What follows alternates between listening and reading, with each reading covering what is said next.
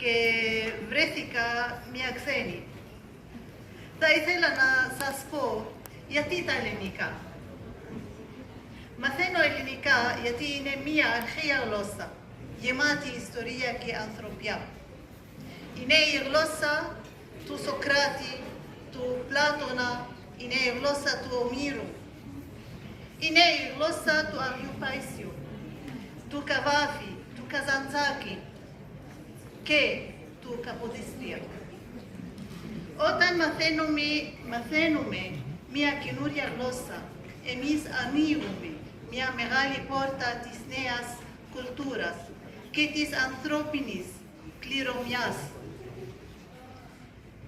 Είναι μια πόρτα που μας ενώνει ως ανθρώπους της γης, μακριά από την διάκριση και το μίσος.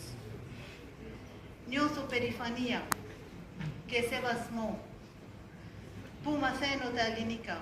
Χαίρομαι πολύ να τα ξέρω διότι μου δίνουν κουλτούρα και γνώση.